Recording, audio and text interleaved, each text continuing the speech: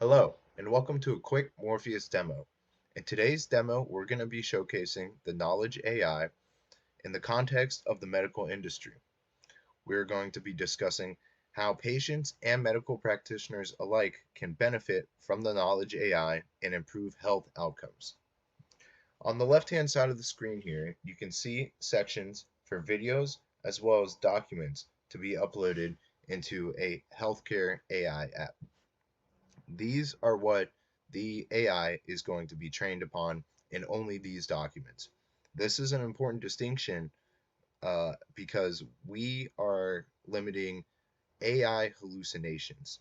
AI hallucinations are when another AI, for example, ChatGPT, which is trained on the larger web as a whole, will present false information that it's gathered from the web as true information. And as a user, you have no real way of distinguishing what is what. Obviously, in the medical sphere, this is incredibly consequential because the last thing you want is for an AI to give you false information regarding a patient or perhaps their treatment plans. So let's begin by showcasing first off that our model does not know anything before it is trained upon. Clicking this little orange chat bubble, we open the personal assistant, and we can go ahead and ask it to, for example, devise a treatment plan for osteoarthritis.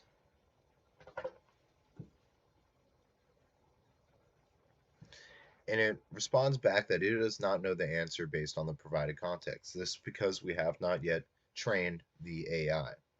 So let's go ahead and train it. We'll first upload some patient history documents. I've got one patient that has a history of knee pain, another that is complaining of shortness of breath, and one more that has chest pain. I can go ahead and select all three of these documents and hit upload. We'll just give it a few seconds here. And then we can go ahead and hit refresh. And all three documents have been uploaded into the AI, and the AI has processed, read those, and trained on them within a few seconds. So let's go ahead and ask this for some patient summaries. Give me a summary of the patient with knee pain. And it responds that the patient is a 24-year-old African American male with a history of sickle cell disease, chronic hypoxia, who presented to the ED with bilateral knee pain. And it continues to go on in its response. So we can see here, hovering over this information icon, that it does cite its sources. This is because of what we call retrieval augmented generation, or RAG.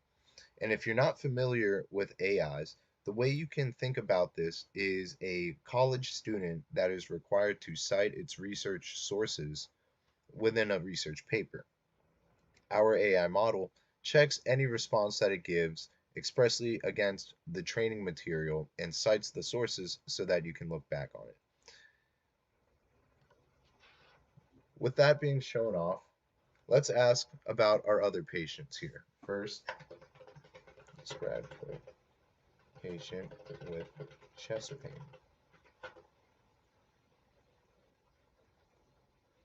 There we go.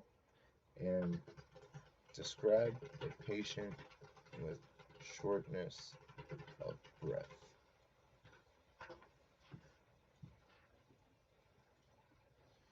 And there you go.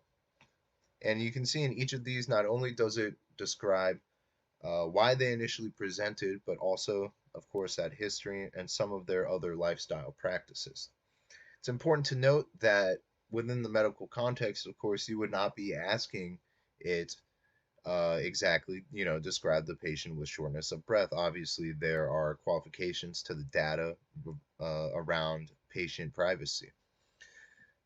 The model will be able to respond with the information based upon identifiers, right? So if you're protecting patient information within this application, you might, instead of having the knee pain patient, you might have patient 1, right? And then you would ask it to describe patient 1. It would be able to do so while being removed from that information. So what if we want to talk about treatment plans, right? Say instead of inward facing for the doctors, you want to create something that's more outward facing for patients. Say, for example, they've had a surgery or a new condition and they want to know how that can be treated. Well, let's go ahead and upload another document. In this document, it describes a rehab plan for knee osteoarthritis. Remember, that is the condition that the model was not able to provide us context with earlier. We go ahead and refresh here. We can see our knee osteoarthritis rehab PDF here at the bottom. So we'll go ahead and ask it to describe the rehab process for knee osteoarthritis.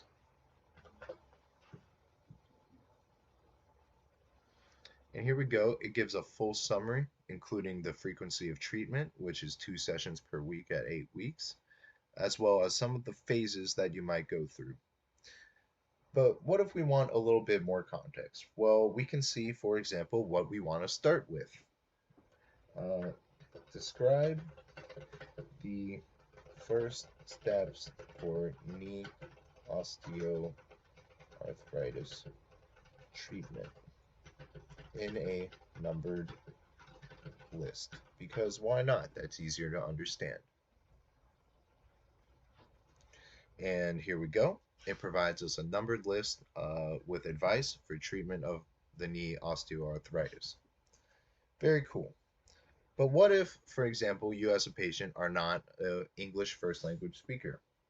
Well, thankfully, our knowledge AI, and in this case, healthcare AI, is able to detect language and translate accordingly. So if I want to ask the same request as above, but in Spanish, it's able to recognize Spanish and reply in kind. Obviously, this is a fantastic resource for individuals that do not speak English as their first language and are looking to improve their treatment outcomes. And finally, in the middle of the screen, we have the video section. This section is where a administrator can upload videos, say for example this video, which is a discussion on knee arthritis treatment. These videos can then be referred back to by any users, and in addition, a transcript of the video is placed along the bottom of the screen, and a translation and translated transcription is available. So we will showcase that feature here.